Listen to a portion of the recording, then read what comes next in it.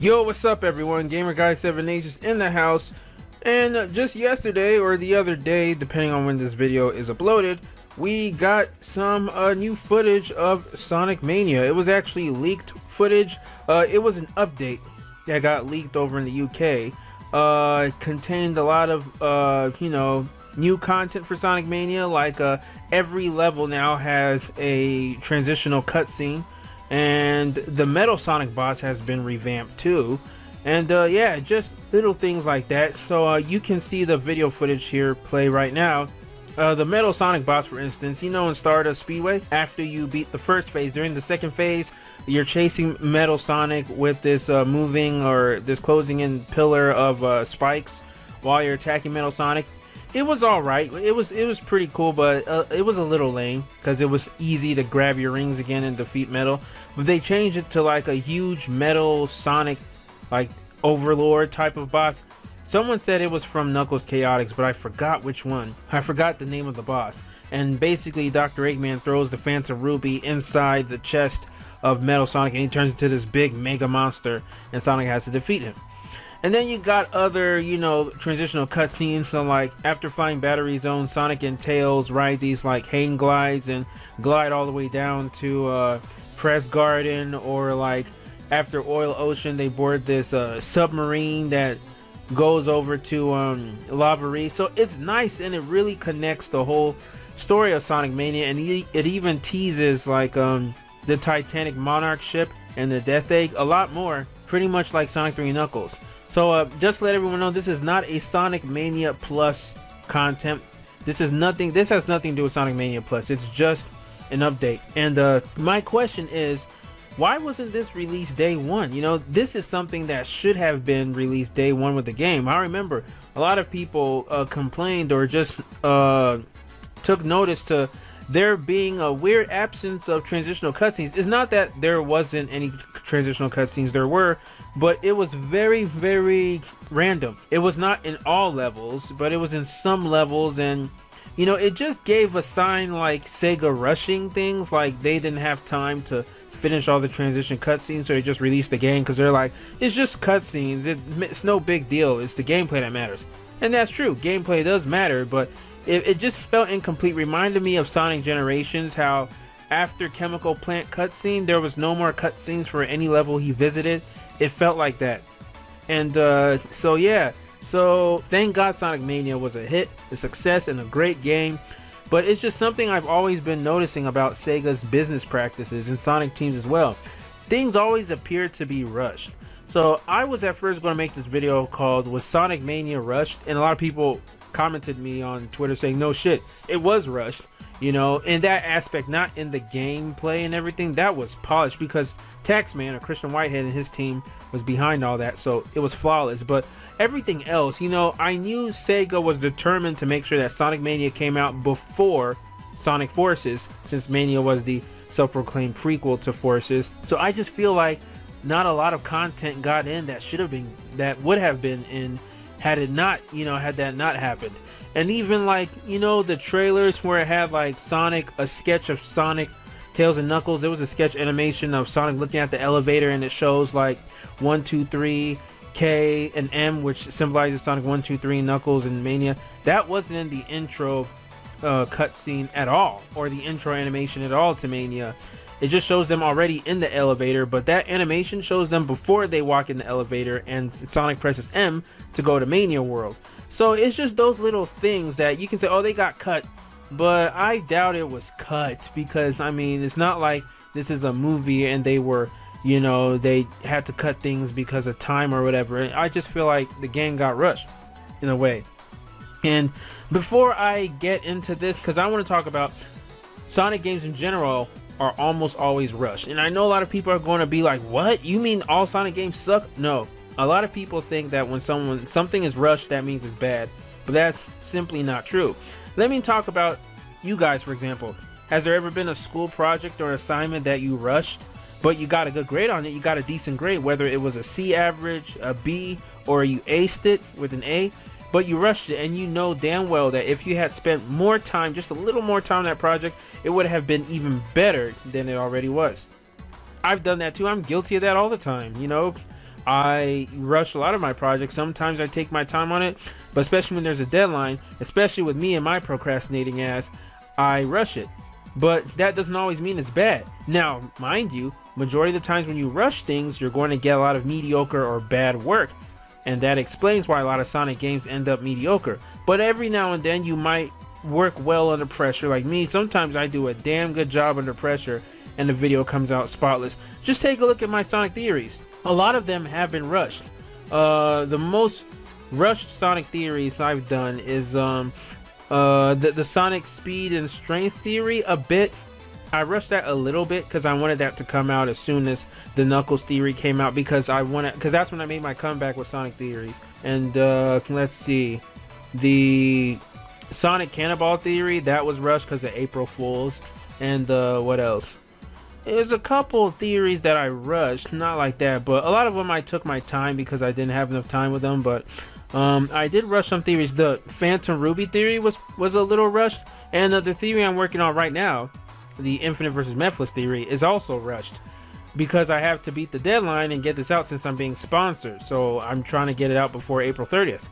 But look at those theories I mentioned: the Sonic speed versus strength, the Cannonball theory, you know, things like that. They've all gotten over 100,000 views, and a lot of people love them, you know. So that doesn't mean they were bad. They're good content. You guys wouldn't even know they were rushed had I not told you. So that's what I'm saying. But in Sega's case, they've been rushing since day one of Sonic's inception. So there's an article here from TSSZ which actually explains, Sonic Team actually admits this, because a lot of people are like, there are some people on my Twitter that were like, can you prove any of this? Actually, yes, I can. This is the first instances of Sonic time constraints happened during Sonic 1.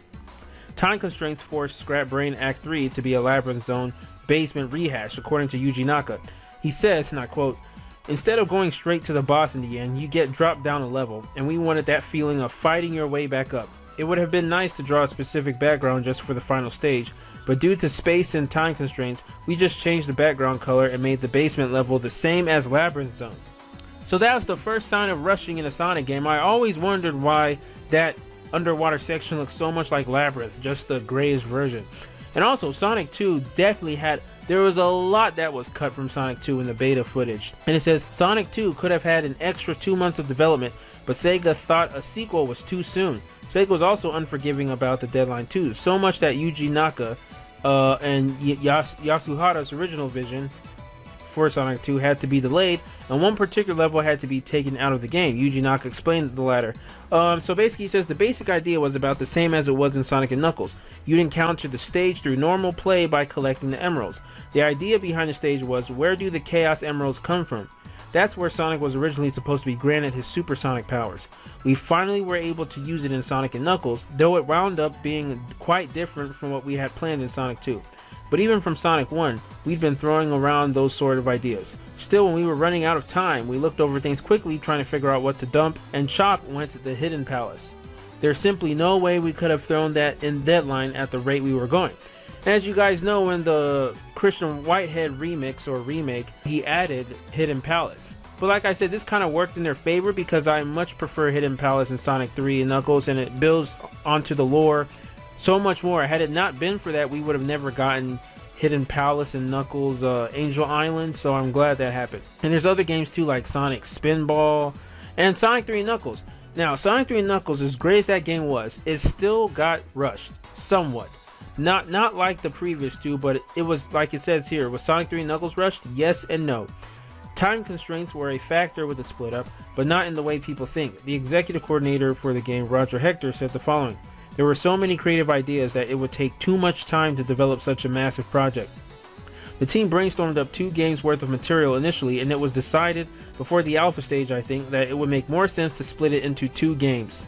So it says Sonic 3 and Knuckles wasn't split up into 2 games because they had no time left. The game was split up because they didn't think the project in its massive form would have enough time to begin with. However, the time constraints you may recognize did have some impact later on.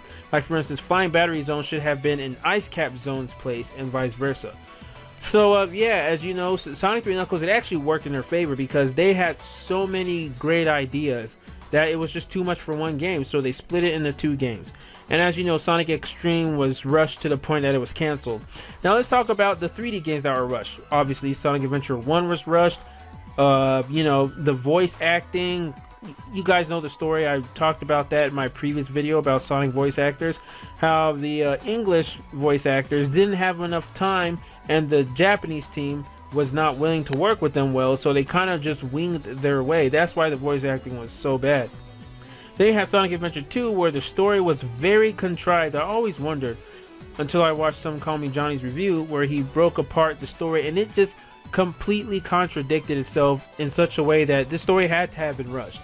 Especially when you compare the first half to the dark story and then the final chapter, where it just really it felt like it was its own story, and it just overlapped. It contradicted the hell out of itself. And I made a theory on that with the Shadow Theory, but yeah, that was rushed. Sonic Heroes was also rushed port-wise. PS2 port is known to be very shitty, and the port was rushed. So that's a good example. I don't know about Shadow the Hedgehog, that game was just overall crap. Sonic 06 obviously was rushed. Secret Rings was also kind of rushed too, because that was originally going to be a port of Sonic 06 for the Nintendo Wii, and then they just completely made it its own game and it became Secret Rings. Sometimes I even think the reason why the controls are so shitty is because it's just padding for the game, so that when you finally unlock all of Sonic's abilities, that's when the game is playable. But whatever. Sonic Unleashed, you know, a lot of people love that game now, but that game was also rushed. I've known this since before the game even came out, because the story was going to be more involved with Sonic's friends. Knuckles was supposed to be there, Shadow was supposed to be there, but due to time they cut him. Now a lot of people think, wait, there's a difference between cutting something and rushing something. I totally understand that, but when it comes to Sega, if they cut something, more than likely is because they are rushing for time. That's why, you know, there's no reason why Knuckles and Shadow wasn't going to be in Unleashed. You know, they could have definitely fit. If Amy could fit in the story, so could they, but they were pressed for time. Then you have Sonic Colors. That game was also rushed too. Very, very good game. Very good. I loved it. But it was also rushed. As you can tell, the levels, the acts, a lot of them were chopped up to make it 6 acts when some acts were really just one level. And as people have proved, you can actually glitch through some of the acts, and it leaves all these and it, you know, leads you to the other half sections of the levels that were cut up into other acts. So you could have had one big act, but they split them up to pad everything. The game is pretty short, you know, so that's what they did. They wanted it to be long, but instead of making like original acts or all that stuff, they just made a long level, split them up, put some mission-based things like, you know, moving platforms or that pot spewing out spikes and rings, and they called it 6 acts per zone. And then you have Sonic Generations. Obviously, we all know the story was super rushed. I mean, there was hardly a story. The story was so incomplete. I knew that from the time the game came out. As great as the game was, the story felt like after Chemical Plant, they didn't even try anymore. So yeah. Then you have Sonic Lost World, also a rush level design wise, because if the first half of the game is actually pretty good, I liked it. It was alright, you know, some hiccups here and there, but it was good. I liked it. I liked the 3D levels. I don't care what people say that was a Mario Galaxy ripoff, that was its intention. But then once you reach like Silent Forest, you start realizing a lot of recycled levels just don't make sense, like that ice level. And then you go to Sky Road, and that's when it really shows that Sega just ran out of ideas by that point. And then Lava Mountain, which is just boss rush level, so you can tell the game was rushed again, because those last 2 zones were completely just rushed, just putting levels. They were trying to, you know, pull off the Mario shtick, where a lot of levels from, you know, like Mario 3D World or even the 2D Mario games, a lot of them were recycled. But it just, you know, for Sonic game, we know that they rush it. So those levels were rushed, and that's why Lost World just fell apart to me, and it was a mediocre game. And also the Hidden World was also felt like just their scrapped ideas that were just put into a level. And then you have Sonic, obviously Sonic Boom Rise of Lyric. Need I say more? That game was rushed from the get-go. Big Red Button was rushed by Sega, and we got the shitty, crappy version that we have now. And then you have Sonic Forces. Obviously, that game was rushed. It's funny because they claim to have worked on the game for 4 years. I'm not going to get into any of that. You guys already know the story. But from the level design and just how how short the levels are, you can tell that the game was rushed. And then Mania, you have Sonic Mania, another outstanding game, but Sega cut corners. They're like, look, the cutscenes aren't that important, the animation intro isn't that important, and that's true, it's not that important. So like, just put the game now, you worked on the gameplay enough, we'll just release those later as updates. And that's exactly what they did. Now, when it comes to Nintendo Mario games, I'm no Mario expert when it comes to behind the scenes, so I can't really tell you what Mario games have been rushed. Super Mario Bros. 2 did feel like it was a little bit rushed because the Japanese version is just the hard mode of 1. Very unoriginal, but that seems more unoriginal to me than rushed. I do know the USA version was basically literally ripped out of Doki Doki Panic with Mario sprites, so that definitely was rushed, but that was because of America. They wanted the game to be different from Super Mario Bros. 2 because they felt it was too difficult and would turn off people from buying the game. And then also, when it comes to the 3D games, 64 Sunshine, 3D World, none of them appear rushed to me. But however, I do think Super Mario Galaxy 1 and 2 were kind of rushed. Don't quote me on this. Now, like I said, those games are masterpieces, but I always felt like Galaxy 2 was just a continuation of 1.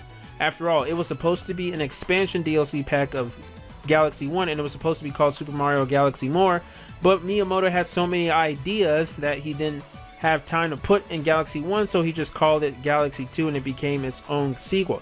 I mean, why else did the game come out? The games came out 3 years apart from each other and there's never been a Galaxy 3. But you can tell definitely that the ideas like Yoshi, because they're both virtually the same game, just with some minor differences. So yeah, I do believe, kind of, that the production of the game was kind of rushed, but it had like the Sonic 3 and Knuckles scenario, where they decided to split it into 2 games, so they won't, so one game, they can focus on one game at a time and make it the best they possibly could, which is what happened.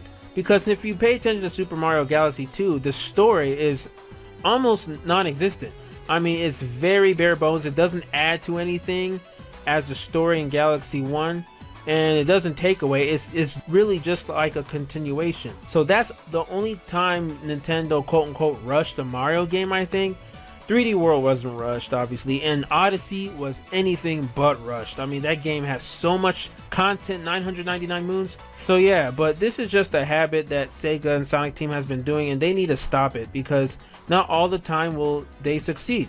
Sega, like, I made a tweet about this too on April 17th. I put another thing I noticed. Nintendo is like the student who asks for delays because they have so much more to contribute to the project and they're not satisfied with it yet. Sega is the student who asks for delays because they haven't started on it that much yet.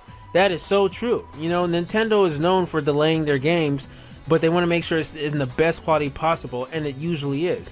Sega, they usually rush their games, but now lately they've been delaying their games, but even when it's delayed, it's still kind of rushed in a way. So they remind me of myself. Like, I will ask for a delay of a project, not because I have more to offer in it, mainly because I'm not done with it yet because I didn't plan my time accordingly. But what do you guys think about this? Sonic Team admits themselves that they have poor time management skills and time constraints made them have to rush a lot of Sonic games. This goes back to the first Sonic game ever, Sonic 1, so it's not just a 3D thing. But let me know what you guys think down in the comments below. Remember to comment, like, subscribe, all that good stuff. Stay tuned for my other videos and my upcoming Sonic theory. I promise it will be good, even though it's kind of rushed. But alright guys, take care, and until next time, swag out.